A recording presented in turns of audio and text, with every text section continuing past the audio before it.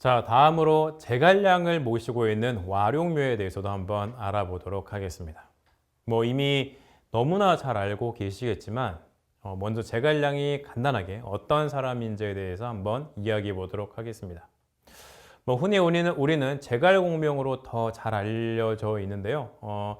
제갈량은 관우와 같이 이 후한 말에 태어나 유비의 삼고초려에 의해서 기용되었고요. 그리고 총나라의 승상까지 올랐던 이 뛰어난 인물입니다. 자, 명나라 때의 나관중이 지은 소설 삼국지 연의에서는 이 제갈공명이 거의 신적인 존재로까지 등장하였는데요. 이 삼국지의 핵심 인물로 부각이 되기도 합니다.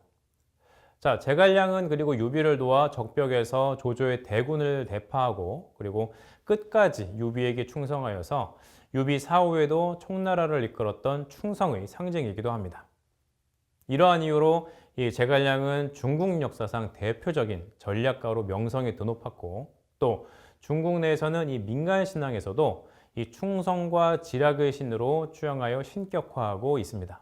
그리고 한국 무속 신앙에서도 이 제갈량은 오래전부터 충성과 지략을 일깨워주는 하나의 신으로 모셔지고 있기도 합니다. 자, 현재 우리나라에서 이 제갈량을 모시고 있는 대표적인 사당은 바로 서울 남산에 있는 와룡묘와 그리고 용산구 보광동이라는 곳에 있는 무후묘입니다. 자, 서울에 이렇게 제갈량을 모시고 있는 사당이 있다라는 것도 굉장히 새롭죠. 자, 이 중 서울시 중구 예장동 남산의 산기슭에 위치해 있는 와룡묘는 1974년에 서울특별시 민속문화재로 지정되어 있고요. 자, 그렇다면 이 제갈량을 모시고 있는 이 사당들은 언제 건립이 되었을까요? 자, 하지만 안타깝게도 이 앞서 이야기드렸던 이 관왕묘와는 달리 이 제갈량 사당의 건립에 대해서는 정확한 기록이 남아있지 않습니다. 다만 조선왕조실록에 의하면 선조 38년인 1605년에 이 평안도에 있는 영유현이라는 곳에 공식적으로 이 제갈량의 사당을 짓게 하였다는 기록이 있고 이후 왕들이 이 관원을 보내서 제사를 지냈다는 내용이 있을 뿐입니다. 예를 들면 현종실록을 보게 되면 이 제갈량의 사당에 노비를 내렸다거나 이름을 지어 편액을 내리기도 하였다는 기록이 있고요. 그리고 사당을 중수하여 비석을 세우기도 하였다는 내용이 또 기록되어 있습니다. 자, 숙종실록에도 이 와룡묘와 관련한 기록이 있는데요. 이 숙종실록에는 사당을 중건하고 또 비를 세웠다는 내용과 함께 이 제사를 지냈다는 내용이 등장합니다. 또한 이 영조실록에는 이 무후묘에 세결의 토지를 내렸다는 기록이 남아있기도 합니다. 하지만 이 평안도에 있는 이 제갈량의 사당이 현재 한국에 남아있는 와룡묘나 아니면 무후묘와 직접적인 연관이 있는지에 대해서는 전혀 알려진 것은 없습니다. 하지만 분명한 것은 이미 조선시대 중엽부터 이 제갈량에 대한 신앙이 존재했었다는 것입니다. 또한 이 와룡묘에는 이 관우도 함께 모셔져 있습니다. 그럼 이 남산에 있는 와룡묘에 대해서 한번 이야기해 보도록 하겠습니다. 자, 남산 와룡묘의 건립에 대해서는 몇 가지 설이 있습니다. 이 정확한 기록이 남아있지 않기 때문에 이 설로 전해지고 있는데요. 그 중에 많이 알려진 것은 이 고종의 계비였던 이 엄귀비라는 사람이 건립하였다는 설이 있고요. 또 철종 때 지역 유지들이 제갈량의 행적을 추모하기 위해 사당을 창건했다는 설이 있습니다.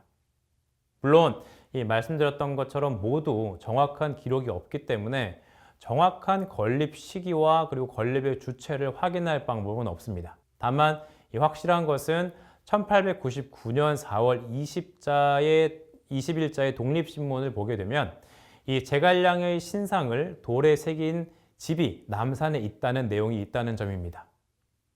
이를 토대로 이 남산 와룡묘가 늦어도 19세기 후반에는 이미 창건되었다는 것을 알 수가 있는 것이죠. 그러나 이 남산 와룡묘는 1924년 10월에 화재로 완전 소실이 한번 되었고요. 이후에 1934년에 중건된 것입니다.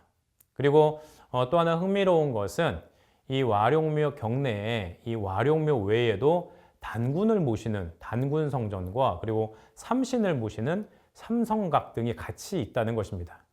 즉 중국의 제갈량과 그리고 우리 역사의 시조인 단군, 그리고 우리의 토속신인 삼신이 함께 모셔져 있는 것이죠.